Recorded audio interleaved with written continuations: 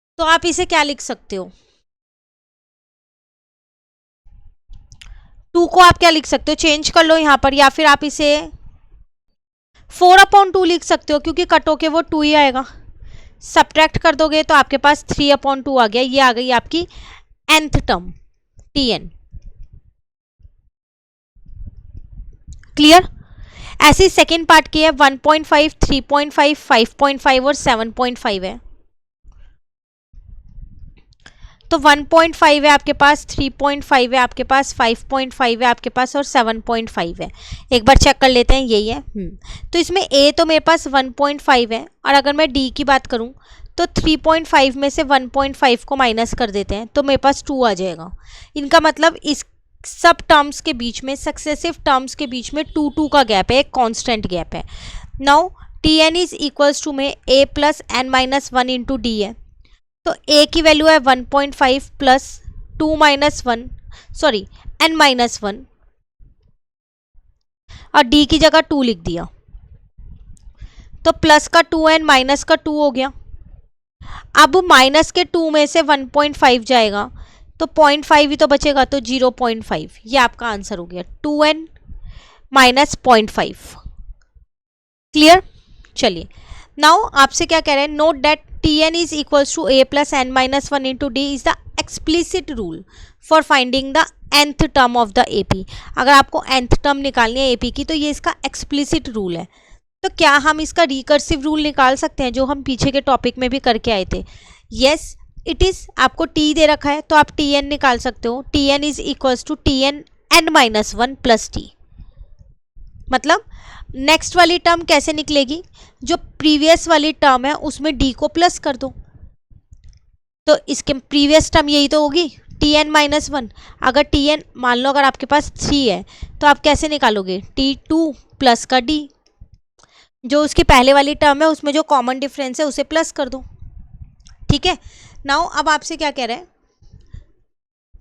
Consider once again the AP। दोबारा इस AP को कंसिडर करो।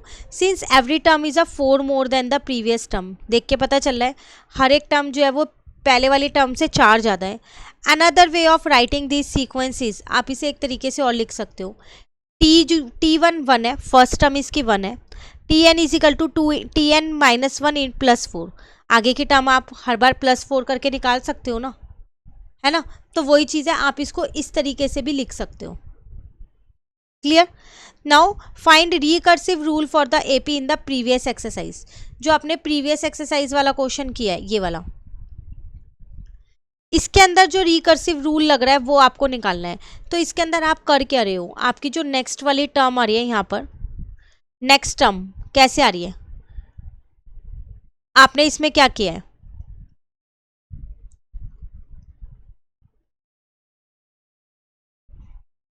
फोर बाय टू प्लस किया इसके अंदर, तो नेक्स्ट टर्म आ गई फिर 4/2, तो Tn-1 प्लस 4/2, ये इसका रूल आ गया, रिकर्सिव रूल। इसमें आपने क्या किया, 2 प्लस किया तो ये वाली टर्म आ गई, फिर 2 प्लस किया तो ये आ गई। तो इसका निकल जाएगा कि प्रीवियस वाली टर्म में 2 को प्लस कर दो तो नेक्स्ट टर्म आ जाएगी। क्लियर। तो आपको किसी का भी ऐसे रिकर्सिव रूल पूछ सकता है, कोई मुश्किल नहीं है, आप आसानी से निकाल सकते हो। Now the next example number 5 आपको दे रखा है। कह रहा है आपसे, a person book a taxi, एक पर्सन ने एक टैक्सी बुक की to travel in a city, एक सिटी में घूमने के लिए। The taxi company charges a fix booking fees ₹200 plus ₹40 per kilometre travel. Taxi वाले ने क्या किया, 200 रुपीज़ तो फिक्स है, बाकी 40 रुपये पर किलोमीटर के हिसाब से लगेंगे। Now let us right the sequence representing the total fair after travelling 1 kilometre, 2 kilometre, 3 kilometre and so on. तो कह रहा है अब आपको क्या करना है, यहाँ पर टोटल फेयर बताना है, 1 किलोमीटर का, 2 का, 3 का, 4 का, ऐसे so on. If a person travel, अगर वो 10 किलोमीटर चलता है तो कितना फेयर देगा। देखो फिक्स्ड अमाउंट है मेरे पास 200, तो 1 किलोमीटर तक तो 200 ही चलेंगे, तो 1 किलोमीटर की तो हो गई 200। उसके बाद अगला किलोमीटर अगर आप लेते हो, 2 किलोमीटर लेते हो तो 200 फिक्स है, उसमें 40 और प्लस हो जाएंगे 240। 3 किलोमीटर के लिए हो जाएंगे 280, 4 किलोमीटर के लिए हो जाएंगे 320। तो ये ऐसे चलती रहेगी। एक एपी बन गई, क्योंकि इनके बीच का जो डिफरेंस है वो क्या है 40 है, हर किलोमीटर पे 40 रुपीज़ जो है वो इंक्रीज़ हो रहे हैं। तो उनका अगर आप देखो तो उसकी फर्स्ट टर्म आ गई 200 और जो कॉमन डिफरेंस है डी वो आ गया 40।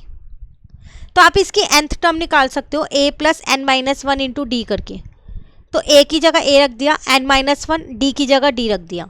सॉल्व करके आपकी nth टर्म निकल गई यहाँ पर 200 प्लस 40n, ठीक है ना, जिसमें n क्या रिप्रेजेंट कर रहा है, जितना भी डिस्टेंस आप ट्रेवल कर रहे हो। तो अब अगर आप यहाँ पर देखो तो आपके पास है 200 प्लस 40n। अब वो 10 किलोमीटर ट्रेवल कर रहा है तो 200 प्लस 40 इंटू 10 कर दो। तो 200 प्लस का 400 आपका आंसर आ जाएगा 600 रुपीज़ टोटल फेयर होगा अगर वो 10 किलोमीटर ट्रेवल करेगा तो। क्लियर हो गया टॉपिक।